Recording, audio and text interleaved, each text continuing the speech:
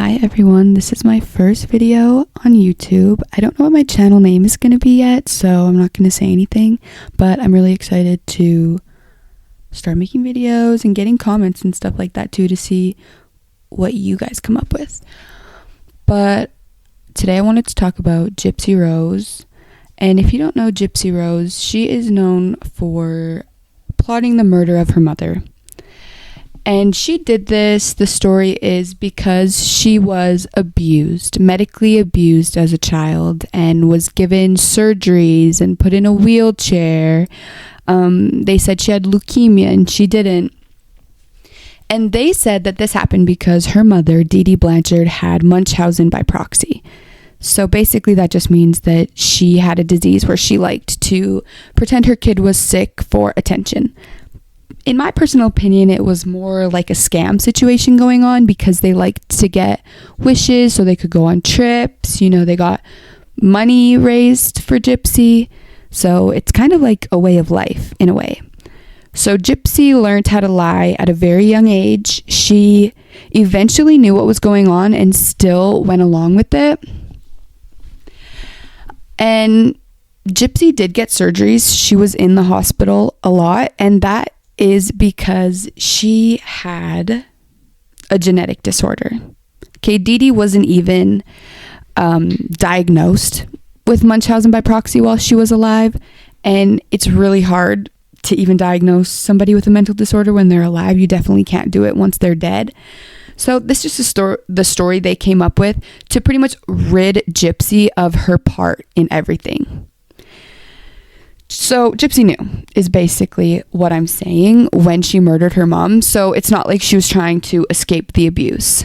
What Gypsy wanted to do was run the streets. And her mom, obviously, no mother wants that for their daughter. They want their daughter to be successful and beautiful and lovely. And in beautiful, I don't mean just the way they look. I just mean in the way somebody is, the way they are. And so Gypsy liked BDSM, okay? And we all have our own kinks. That's fine. Everybody can have a kink. I don't hate on kinks. But this was Gypsy's kink, and she was meeting people online this way. She met a couple people in person too, and her mom just really wanted to put a stop to this. And I don't think that Gypsy really wanted her mom to put a stop to it because she was enjoying herself doing it. She liked sending the pictures. She liked role playing and dressing up. And so she met a man named Nicholas Godejohn doing this.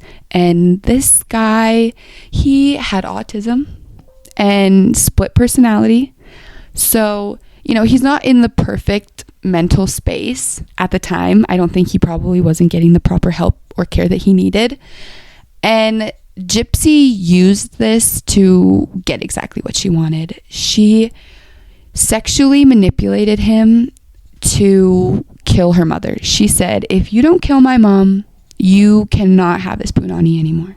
And you can't see my videos, and I'll go find somebody else. And nobody wants to hear that. Okay, they dated for 2 years. Nobody wants to break up after 2 years. Like, I don't even think this is just like a him and her weird connection thing. That's just regular people. But the problem is that Gypsy literally plotted the murder. She sent... How do I put this nicely? She sent the murder weapon in the mail, and she sent money to him. Like, she literally plotted the whole thing. Nicholas is not smart enough to plot a murder. He's just not. It's just the truth. And he's probably not even smart enough to stand trial. So the fact he's in jail for life is really concerning to me, that a jury let something like this even happen. And it happens quite often, actually. I don't know if you guys have seen the documentary on Netflix, Making a Murderer, with Stephen Avery, but that happened to his nephew as well, who was just caught at the scene of the crime. You know, he was easy to manipulate, basically had a childlike mind. And in interrogation rooms, it's high stress, it's a lot of pressure, people are talking at you. For somebody like that, if somebody just tells you one time, like, you did this, admit it, you'd be like, I must have done it. Like, I don't know. I don't even know what's going on here. And that's exactly what happened to Nick. Like, he got manipulated into doing this. And mind you, he does belong in prison, at least for a while, or at least in a mental health institution, because you can't just be murdering people. That is totally unacceptable. But you can't help but feel bad for him, because he is actually the one that was abused, not Gypsy. And Gypsy is now out free, pregnant with a daughter, already exploiting her unborn child by posting 40 ultrasound photos after saying she's not going to exploit her daughter. Also, I cannot even imagine being pregnant with a daughter after I murdered my mom. Like, imagine just being in that moment where your mother was when she was pregnant with you, feeling you kick, having all of these firsts with you, and you went and killed her, and now you're creating life. I'd be scared that that life is going to turn around and take mine. And I also just want to say that the only two people at the scene of the crime that can talk about it now are Gypsy and Nick. And Nick is not of sound mind. So Gypsy could have even been the one to carry out the murder. A lot of people think she went and covered up her mom's body after she passed and actually went in there. And you cannot believe anything Gypsy says. And I truly believe that, you know, maybe she even stabbed her mom a couple times and like wanted to. She is that psychotic, in my opinion, because I don't know how you can murder somebody and lie about it and live with that guilty conscience and just go on social media and like try to be an influencer and show your butt and your cleavage. It's honestly distasteful, and her mother would be so disappointed in her. Not to mention that she has been on podcasts literally talking trash about her mom, like talking trash about her victim. Like, that's some gang stuff going on. That is absolutely out of control. And I don't know how Gypsy isn't in jail, because there is no proof that she did not kill her mom.